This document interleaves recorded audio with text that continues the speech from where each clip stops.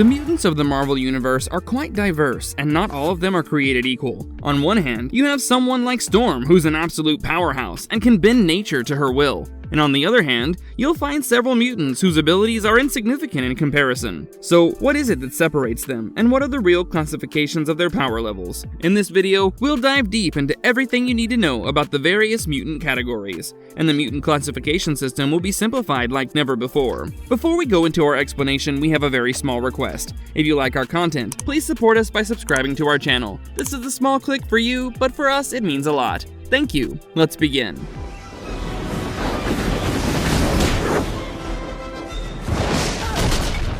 What is a mutant by definition in the Marvel Universe? Before we head into exploring the mutants in various categories, let's first understand the basic definition of a mutant in the Marvel Universe. The real world offers several meanings to the word mutant, but within the Marvel Universe, a mutant is simply any individual who's born with the X gene. Due to this genetic difference, these individuals show their powers early in their life, usually during puberty, although there are some who manifest their powers even earlier. Thus, it will be fair to remark that all mutants are born with their unique genetics, and the ones whose special abilities come from external forces are not considered mutants at all.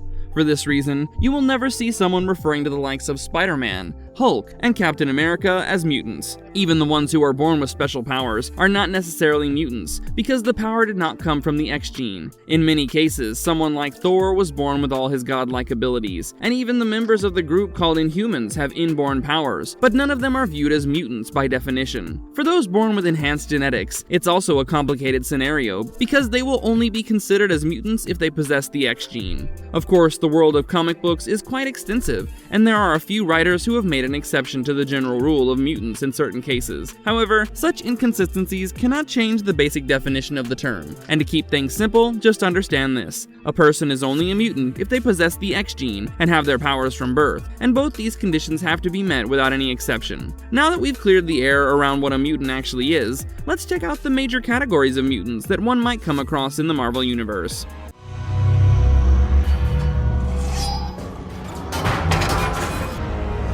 Omega level mutants. This is the official boss level of mutants, and the Omega level mutants are easily the most powerful among all mutants out there. For a very long time, the strongest mutants in the X-Men universe were not officially outlined, but the House of X rebranding shed some light in this regard. There was even an official list of all the Omega level mutants. In simple words, the Omega level mutants are those individuals who have a specific power that does not have a definable upper limit. Marvel uses the examples of Magneto and Forge to clarify the specification of Omega level mutants.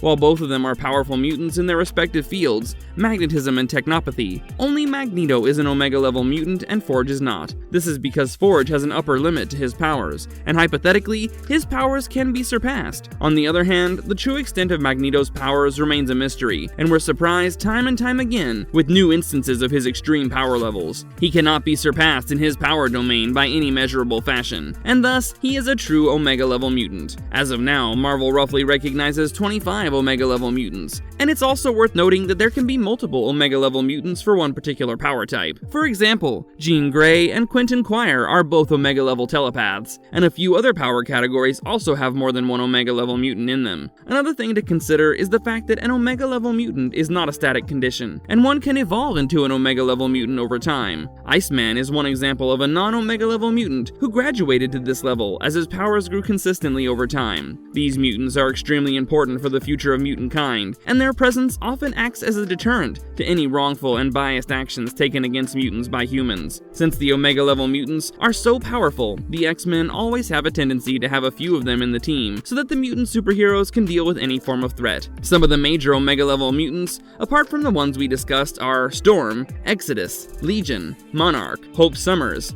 Elixir, and Genesis, among others. It's quite likely that the X-Men universe has not revealed all the Omega level mutants yet, and there might be some secrets around a few known mutants that will push them up to this level with time. New characters can always be introduced, and hence the official list of 25 Omega level mutants is always subject to change. Of course, we'll be there to update you with the changes if and when it actually happens.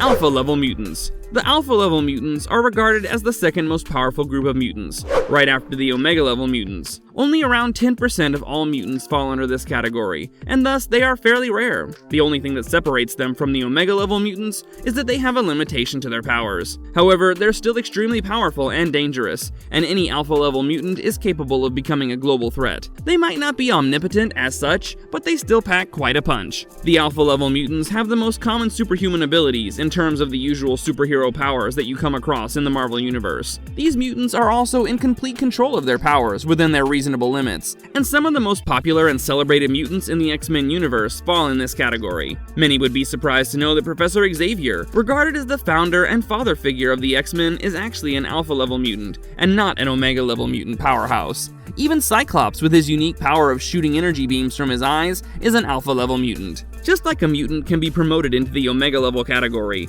an alpha level mutant can be weakened and have depleted powers to fall out of the category as well. It also works the other way around, and Rogue, who started off as a beta level mutant, slowly turned into an alpha level threat after she learned to control and use her powers properly. Some of the other major alpha level mutants are Bishop, Sebastian Shaw, Dazzler, Magic, Havoc, and Sunfire.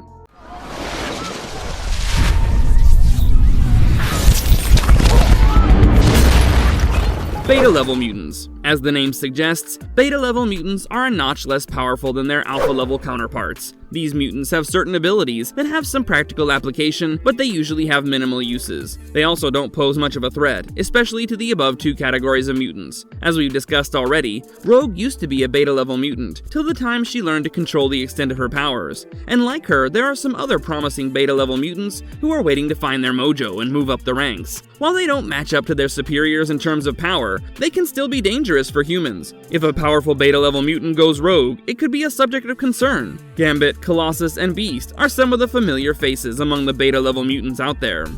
Epsilon-level mutants. These mutants are largely regarded as the ones at the lowest end of the mutant power segment, and they usually have non-combative powers which are not lethal. In many of the Epsilon-level mutants, their special abilities are simply one of their physical mutations, and these are not useful for any practical purposes. A suitable example of a mutant in this category is Artie Maddox, whose only special power is to project holograms. As you can imagine, the uses of such abilities are limited, and Epsilon-level mutants often become the easiest targets of mutant-hating groups for this reason. Beak is another notable Epsilon-level mutant, and his only power, as his name suggests, is his physical condition that's not too useful in serious circumstances. If someone had the ability to conjure alcohol out of thin air, he would be an Epsilon-level mutant. Useful for party tricks, but useless against Magneto. Of course, we would personally rate someone with such abilities as nothing short of an Omega-level savior. These four categories are the broad classifications of all the diverse range of mutants out there, but the large number of mutants in the Marvel Universe have led to some other subcategories, which deserve your attention just the same. In the following segment of the video, we'll look into all the other classifications of mutants, although you might still broadly classify them under the four major groups that we've discussed up to this point.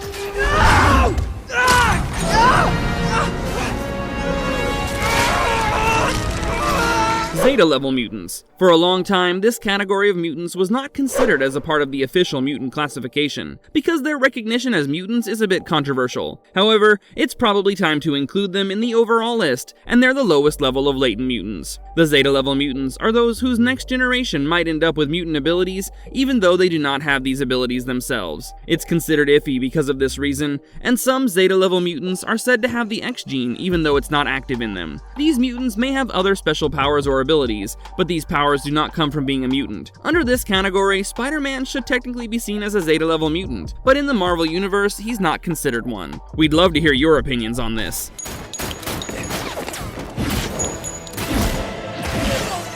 Gamma-level mutants. The Gamma-level mutants are those individuals whose mutations have given them a special altered appearance. This is probably the only category of mutants who are defined by their appearance and not by their power levels. That being said, the powers of the Gamma-level mutants are obviously lesser than their Alpha-level counterparts. Nightcrawler and Beast are classic examples of Gamma-level mutants because their appearances cannot be hidden away from the public eye. Even Blob, with his large mass, is a Gamma-level mutant, and his exceptionally large body mass cannot be concealed by any means.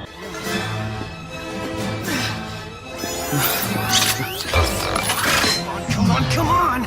Delta-level mutants. We usually consider those mutants who have no detrimental qualities in their mutations to be under the Delta-level category. However, they're also not significantly powerful and mostly appear as ordinary humans with one or more highly specific powers. This category includes the vast majority of all mutants out there, with over 50% being classified as Delta-level mutants, and they're no match for their superior counterparts, even though their powers can be useful in certain circumstances. Some classic examples of Delta-level mutants are Forge, with his mutant power of invention, and Wallflower with the incredible pheromone control. Longshot's good luck charm and Cypher's omnilinguism also fall under this category.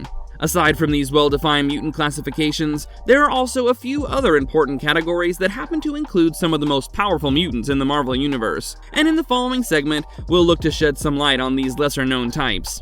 Externals, the long-living ancient mutants. When Rob Liefeld first came up with the idea of Externals, little did he know that this category would bring into existence some of the toughest mutants of all time, including the greatest threat ever encountered by the X-Men. Yes, you guessed it right, Apocalypse is one of the Externals, who are basically a category of near-immortal mutants, with specific powers that have allowed them to live for hundreds of centuries. A majority of the Externals were killed by Selene, who's one of the oldest known human mutants. Later, Apocalypse killed many other Externals, and some of the other mutants worth noting from this category are Saul, Absalom, Kandra, and Cruel.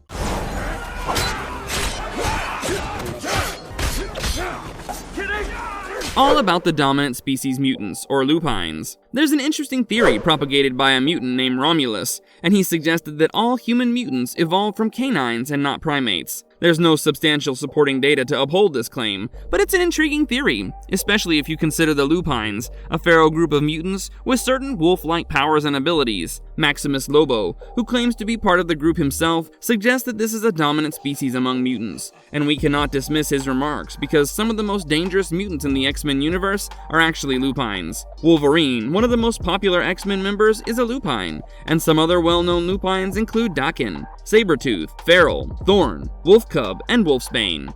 Chimeras, genetically altered humanoid mutants. We first heard of the Chimeras when the House of X and Powers of X story arcs explored more about these unique mutants. These genetically altered humanoid mutants are created by combining the DNA of past mutants, and the purpose is to bring together the powers of the old and expand them further among the mutant population. Of course, the genetic modifications take a toll on the success rate of these mutants, and the third generation of Chimeras has a 10% failure rate, while the fourth generation has a corrupted hive mind. Mr. Sinister, the infamous geneticist, created his first Chimera when he spliced his own DNA samples and combined them with the DNA samples of an Iraqi named Tarn. His experiment failed, but Mr. Sinister was determined to continue his research on the Chimeras, even after the Council of Krakoa of the Mutant Nation found out about his ideas. There's even a story arc titled Sins of Sinister, where Mr. Sinister successfully takes over the world with the Chimeras that he created. Some of the known mutants of this category are Cardinal, Rasputin IV, North, Hot Claws, and Sage Advisors. Cardinal, created from the genes of Nightcrawler,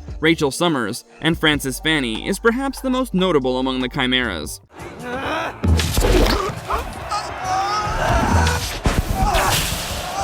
Who are the Shearaphim and the Neaphim mutants? The world of mutants is so diverse that it's difficult to convey every mutant under the commonly known classifications. The Shearaphim and the Neaphim are great examples of the exclusions that do not fall under the known categories. Azazel, who's a Neaphim himself, revealed more about these mutant types. The Shearaphim are angel-like mutants who have been living since the biblical times. They had a very strict and absolutist view of morality, and this caused them to come into conflict with the Neaphim mutants, who are demonic-looking and also from biblical times. Their conflict resulted in a holy war, and finally the Neaphim were exiled to an alternate dimension. It's not known what happened to the victorious Shearaphim mutants, but Angel and Icarus are supposedly their descendants. Meanwhile, Nightcrawler, who's the son of Azazel, is one of the Neaphim mutants in modern times. Killcrops, aka Changelings. We've already spoken about how the mutant abilities often manifest during puberty in most mutant individuals, but there are also some who show signs of their powers at birth instead of during adolescence. These mutants are called Changelings or Killcrops, and some even dub them as replacement people. It's largely believed that the reason behind the delay in the onset of mutant powers is simply to increase the chances of survival. In the past, it was a common practice practice to murder mutants in infancy or abandon them at birth, and it can simply be an evolutionary trait that slowly the mutant power started manifesting with a slight delay to buy individuals some time. In this context, the kill crops can be termed as less modified individuals, but make no mistake, some of the mutants in this category are extremely powerful. The likes of Damian Tripp and Jamie Madrox are some of the well-known changelings, and their powers manifested at birth, unlike most other mutants out there. Extraterrestrial mutants. You would be greatly mistaken if you think that mutants are only humans and from Earth, because there's an entire category of extraterrestrial mutants who have entirely different origins. One of the most popular extraterrestrial mutants is Ariel, who has incredible teleportation abilities. She becomes an ally of the X-Men, but not before working briefly with the mutant criminal named Vanisher. Other mutants who fall under this category are Longshot, Warlock, Brew, Cerise, and Ultra Girl.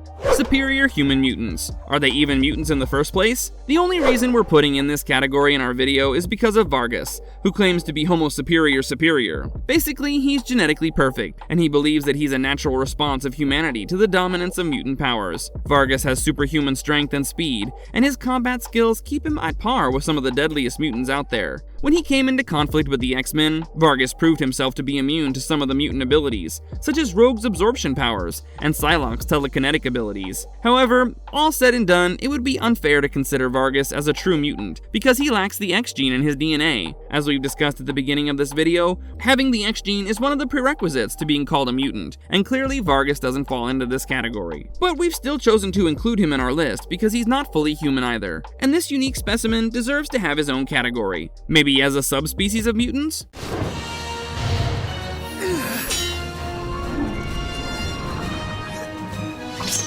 Marvelous verdict. Mutant classification is a fascinating world of exceptions.